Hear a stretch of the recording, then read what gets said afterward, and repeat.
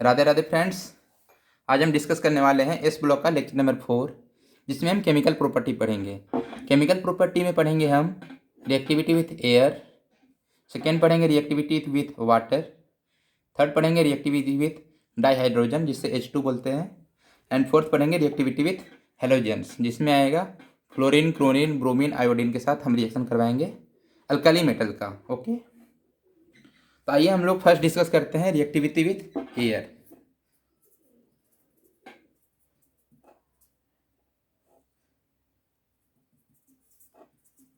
Reactivity with air, हमारा जो alkali metal होता है हाईली रिएक्टिव होता है, जिसकी वजह से अगर एयर के संपर्क में आता तो ऑक्साइड बना लेता है। तो ऑक्साइड बनाने की वजह से इसका कलर जो होता है, फिजिकल प्रॉपर्टी में आप पढ़ चुके हैं कि इसका अल्कली मेटल का कलर होता है आपका सिल्वरी वाइट। तो ये जो सिल्वरी वाइट कलर है ये फीका पड़ जाएगा, टेनिश हो जाएगा। यानी कि जब ये एयर के संपर्क में आता, एयर के कांटेक्ट में आता, तो ये हो जाता आपका टेनिश इन प्रेजेंस ऑफ एयर। अब क्यों होता? Because they form oxide layer. जब ये एयर के कांटेक्ट में आता तो ये ऑक्साइड लेयर बन जाता, जिसकी वजह से इसका जो कलर है सिल्वरी वाइट ये फीका पड़ जाता। तो ये आपका हुआ, इस एयर के कांटेक्ट में आने की वजह से क्या हुआ। अब कैसे होता कि इसका जो अल्कली मेटल का जो ओरिजिनल लस्टर होता ना वो लूज हो जाता है, इसका जो चमक है वो ख़त्म हो जाता है। अब जो ऑक्साइड मेरा बन चुका है, अब एक ये वाटर के साथ भी रिएक्शन करके हाइड्रोक्साइड बना लेता। तो oxide can react with water, तो क्या बनेगा आपका हाइड्रोक्साइड।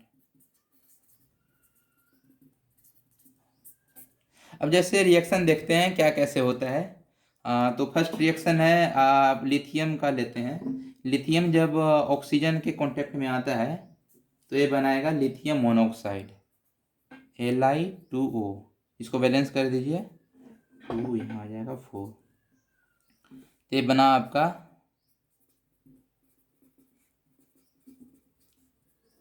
अब मोनोऑक्साइड क्यों बनता है ये हम आगे डिस्कस करने वाले हैं। अभी लिथियम मोनोऑक्साइड, अगर हम सोडियम का रिएक्शन करवाते हैं ऑक्सीजन के साथ तो ये बनाता सोडियम पेरोक्साइड Na2O2।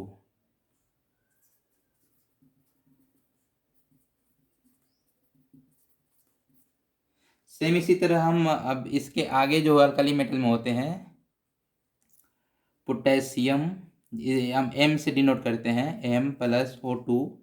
M यानी कि आपका हो गया इसमें पोटेशियम, रुबिडियम, सीजियम, जो बड़े साइज के एटम होते हैं जिनका एटॉमिक साइज बड़ा होता है, अगर वो ऑक्सीजन के साथ रिएक्ट करेंगे तो वो बनाएंगे आपका सुपर ऑक्साइड यानी MO2 टल सुपर ऑक्साइड।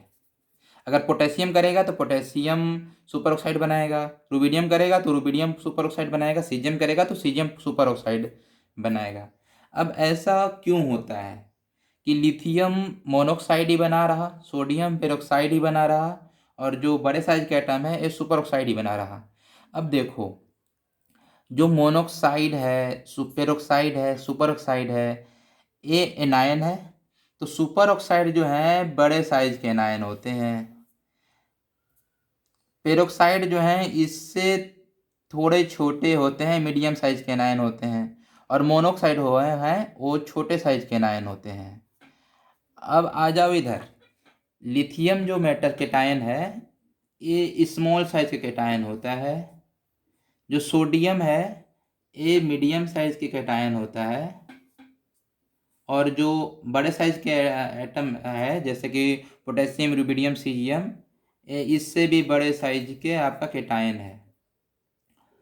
तो अब आप देख लो कि जो फर्स्ट क्लास का बच्चा है उसको फर्स्ट क्लास के ही सिलेबस चाहिए पढ़ने के लिए।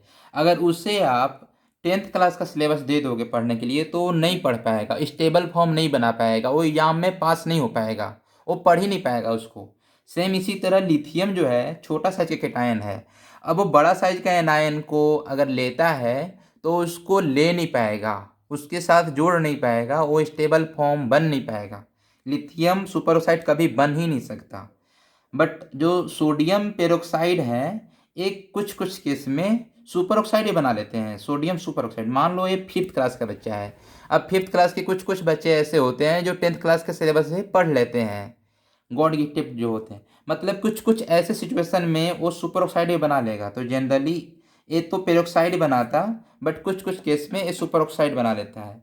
अब जो बड़े साइज के एटम है जिनका बड़ा कैटायन है उससे बड़ा एनायन को होल्ड कर पाएगा, यानी कि वो आपको सुपर ऑक्साइड को बना लेता है। पोटेशियम सुपर ऑक्साइड बनाएगा, सोडियम जो है जनरली पेरोक्साइड बनाता, बट कुछ कुछ केस में ये सुपर ऑक्साइड ही बना लेता है। और जो मेरा लिथियम है वो आपका मोनोऑक्साइड ही बनाएगा। क्यों? क्योंकि इसका साइज छोटा होता है और ये छोटा होने की वजह से ये स्मॉल साइज के ही एनायन को ले पाएंगे। ओके, तो इस वजह से आपका लिथियम केवल मोनोऑक्साइड बनाता है, सोडियम पेरोक्साइड बनाता है, और जो बड़े साइज के मेटल हैं ये आपको बनाएंगे सुपर ऑक्साइड। अब ये क्या होते हैं कि इनका ऑक्सीडेशन नंबर देखो तो हर केस में इसका +1 ही आएगा। लिथियम यहाँ पे +1, यहाँ भी इसका +1, और मेटल वाले के साथ भी यहाँ +1 बनाएंगे। एक और क्या चीज़ है कि लिथियम स्मॉल साइज होने की वजह से जो एयर में प्रेजेंट्स जो नाइट्रोजन होते हैं Li प्लस नाइट्रोजन के साथ रिएक्शन करके ये लिथियम नाइट्राइड बनाते हैं 2Li3n। ठीक है, इसको यहाँ पे भी हम बैलेंस कर देते हैं, 2 हो जाएगा यहाँ पे। ठीक है, तो लिथियम नाइट्रोजन के साथ रिएक्शन करके बना लेता है Li3n, लिथियम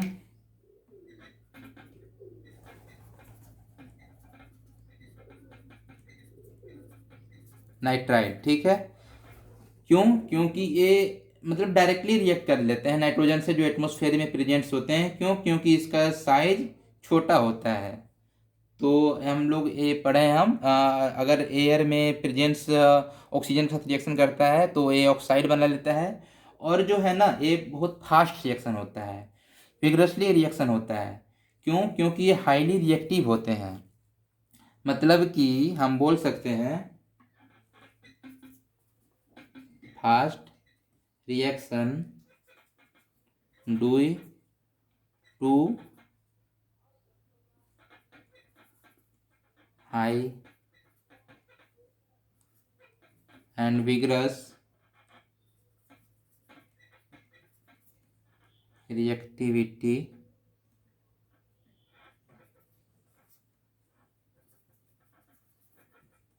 अल्कली मेटल। तो इसे क्या किया जाता, इसलिए इसे स्टोर किया जाता आपको कोई हाइड्रोकार्बन में, जैसे कि केरोसिन में रखा जाता। तो इसको स्टोर्ड इन केरोसिन। क्वेश्चन आता है बच्चों कि केरोसिन में से क्यों रखते हैं? क्योंकि ये high and vigorous reactivity alkali metal है। ये एयर के प्रेजेंस में आने पे बहुत तेजी से, बहुत जल्दी, बहुत फास्ट रिएक्शन करते हैं, ऑक्साइड बना लेते हैं, इनका कलर खराब हो जाता। इसलिए इसे हम केरोसिन में रखते हैं। केरोसिन क्या है? एक हाइड्रोकार्बन है जिसमें कि रिएक्शन न के बराबर होता है, बहुत कम रिएक्शन होता है उसका। तो हम लोग ये पढ़े रिएक्टिविटी विथ एयर। अब हम लोग सेकेंड पढ़ने वाले हैं रिएक्टिविटी विथ वाटर। तो हम इसे इरेज कर रहे हैं, आप इसे लिख लो या इरेज स्क्रीनशॉट ले लो।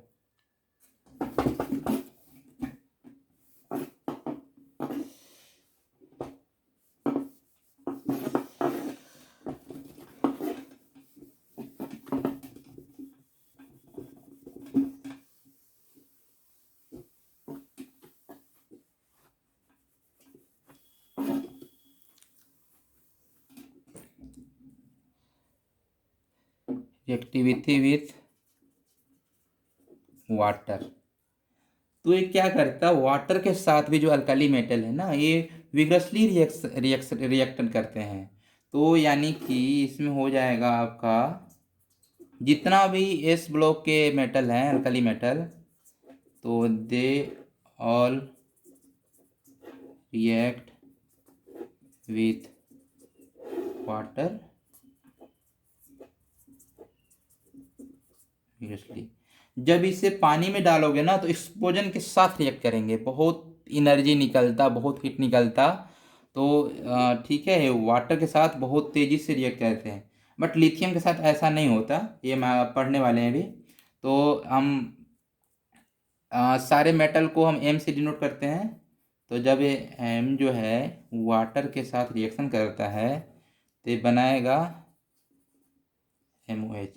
ठीक है, यहाँ पे टू, यहाँ पे हो जाएगा टू, यहाँ पे हो जाएगा टू, और साथ में इसका हाइड्रोजन जो H2O है, ये क्या चीज़ से बना है, H प्लस और OH माइनस। ठीक है, तो OH आ गया यहाँ पे, और H प्लस जो है AH, और एक H यहाँ से H2 गैस बन के ये निकलता है बाहर। यानी कि आप इसमें एग्जाम्पल ले सकते हो, सोडियम के ले लो यहाँ पे, तो 2Na प्लस 2H2O, ये बनाएगा 2NaOH, और साथ में निकलेगा हाइड्रोजन गैस निकलेगा। यही आपको बहुत एनर्जी देता है। बट लिथियम के साथ क्या केस है कि लिथियम तो ऐसे मोस्ट रिएक्टिव है, lithium being most reactive, but उससे आप वाटर के साथ डालोगे ना तो विग्रसली रिएक्शन नहीं करेगा, करेगा धीरे धीरे हाइड्रोजन गैस निकलेंगे, बट तेजी से उसमें एक्सप्लोजन नहीं होगा। क्यों? क्योंकि उसका जो होता है, एक तो साइज स्मॉल है और उसका हाइड्रेशन इंथैल्पी ज़्यादा होता है, इसलिए उसमें तेजी से रिएक्शन नहीं होते हैं। But don't react vigorously with water due to कर देंगे हम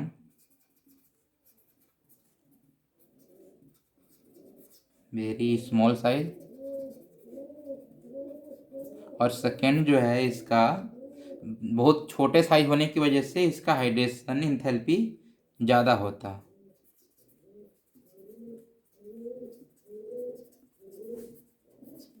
इंथैल्पी हाई होता। ठीक है, तो इसकी वजह से ये लिथियम जो है, इंपॉर्टेंट पॉइंट है कि ये विग्रसली रिएक्शन नहीं करते हैं। बट इसके अलावा जो है सोडियम, पोटेशियम, रुबिडियम, सीजियम, ये वाटर के साथ बहुत तेज़ी से एक्सप्लोजन के साथ आपको एनर्जी देता है, रिएक्ट करता है वाटर के साथ। ठीक है, हम लोग अब थर्ड पढ़ने वाले हैं डाईहाइड्रोजन के साथ। ये था आपका second, reactivity with water. Third है आपका रिएक्टिविटी विथ डाईहाइड्रोजन।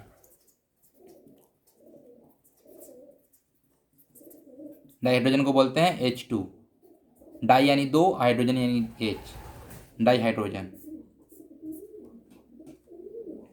डाईहाइड्रोजन में क्या है कि मेटल हम सार lithium, sodium, potassium, rubidium, caesium को एम से डिनोट कर रहे हैं। तो यहाँ पे लिखते हैं एम। मेटल जब आपका रिएक्ट करता है H2 के साथ विथ प्रेजेंस ऑफ, यानी इसमें आपको एनर्जी देने पड़ेंगे कितना, 673 केल्विन। तो ये आपका बनाएगा मेटल हाइड्राइड्स, यानी कि 2MH, यहाँ पे आ जाएगा 2। ठीक है, यानी कि ये बन रहा है मेटल हाइड्राइड्स।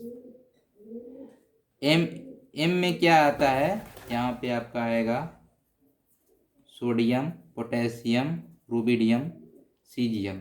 बट जो लिथियम का जो केस है उसमें हाइड्रेशन इंथैल्पी तो ज़्यादा होता, आपको ज़्यादा एनर्जी देने पड़ेंगे, तो इससे 400 केल्विन और ज़्यादा एनर्जी लगते हैं। तो अगर लिथियम के बात किया जाए, H2 के साथ रिएक्शन करेगा, इसमें एनर्जी देने पड़ेंगे 1073 केल्विन। ठीक है, तब ये बनाएगा आपका लिथियम हाइड्राइड, यानी 2LiH।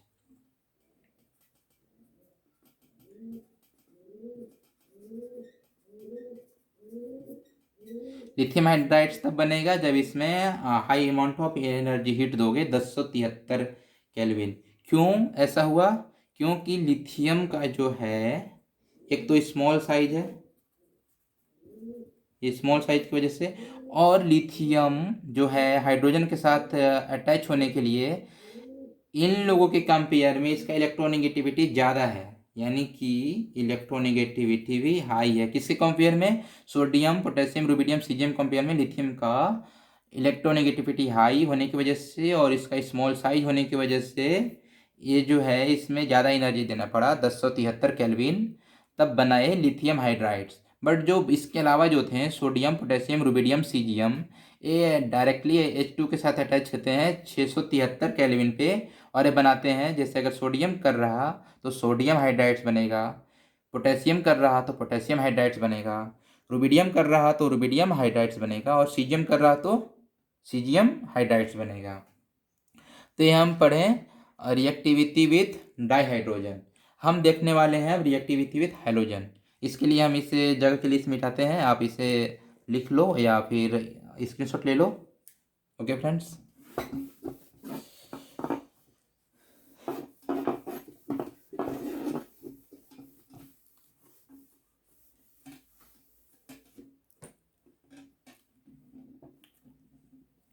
ये मेरा लास्ट पॉइंट है for reactivity with halogen. Halogen यानी कि इसमें क्या आ गया? हैलोजन में आपका आ गया फ्लोरीन, क्लोरीन, ब्रोमीन और I2 आयोडीन। ठीक है, इसमें क्या होता कि ये वेरी मतलब इसका इलेक्ट्रोनेगेटिविटी सबसे ज़्यादा होता ना, यानी कि इलेक्ट्रोनेगेटिविटी हाई होता, और इसका ऑक्सीडेशन नंबर होता -1, और जो ये हम जिसके साथ रिएक्शन करवाने वाले हैं उसका ऑक्सीडेशन नंबर है +1। अल्कली मेटल का होते हैं +1, तो ये इजीली रिएक्ट करते हैं हैलोजन के साथ। जो अल्कली मेटल हैं इजीली रिएक्ट करते हैं, इजीली रिएक्टिविटी विथ हैलोजन। क्यों? क्योंकि जो हम अल्कली मेटल है उसका ऑक्सीडेशन नंबर +1 है, और हैलोजन जिसका करवा रहे हैं उसका ऑक्सीडेशन नंबर -1 है, तो ये इजीली रिएक्ट करते हैं। तो ये होता है सारे मेटल को हम M से डिनोट करते हैं 2M, प्लस हैलोजन को हम X से डिनोट कर रहे हैं X2, जैसे F2Cl2 Br2 I2 हो गया, तो ये बनाएगा हैलाइड्स, यानी कि 2MX, यानी कि मेटल हैलाइड्स, HALIDES है, मेटल हैलाइड्स बनाएगा। M में आप क्या क्या ले सकते हो? लिथियम, सोडियम, पोटेशियम, रुबिडियम और सीजियम। और आपका हैलोजन में क्या क्या है? F2Cl2 Br2 और I2। ठीक है, इसमें एक अच्छा चीज़ क्या बात है, सीखने को अलग चीज़ क्या है, नोट करने वाली पॉइंट क्या है कि जो लिथियम हाइलाइट्स बनता ना LiX,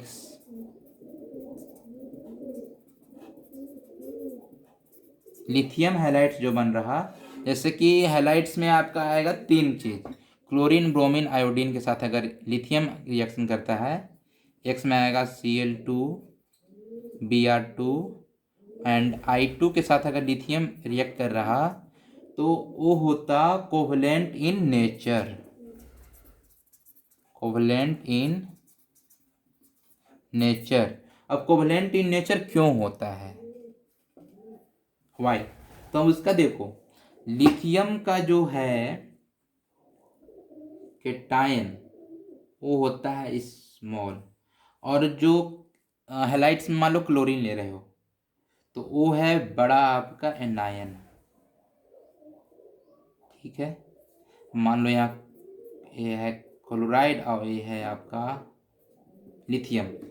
तो आपको याद होगा फेजांस रूल, जिसमें जानते होंगे आप कि जब केटायन एनायन बॉन्डिंग करते हैं तो केटायन जो है ना, एनायन जो कैटायन है ये एनायन के इलेक्ट्रॉन मतलब को अपनी तरफ खींचता है या खींचने की कोशिश करता है। तो ये जो है आपका कैटायन ए एनायन के इलेक्ट्रॉन को अपनी तरफ खींचेगा जब ये बॉन्डिंग बनाता है ना, तब ये आप पढ़े हो फेजांस रूल में। तो अब इसमें देखो कि जो क्लोरीन है इसका साइज बड़ा है, इसमें आपको बहुत सारे सेल मिलेंगे, एक सेल, दो सेल, तीन सेल। तो इसका जो आउटर मोस्ट इलेक्ट्रॉन है, ये जो इसका न्यूक्लियस होगा कैटायन का, ज़्यादा दूरी पे होगा।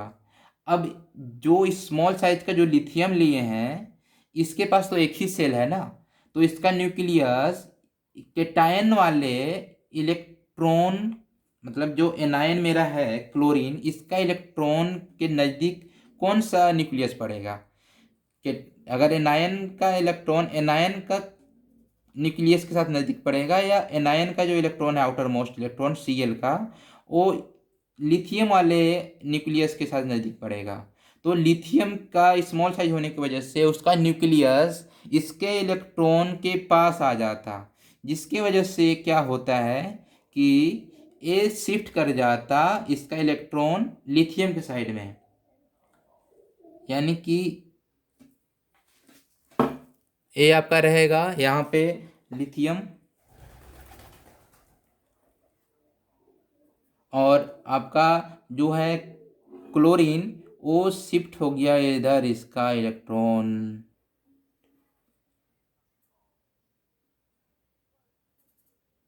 ठीक है,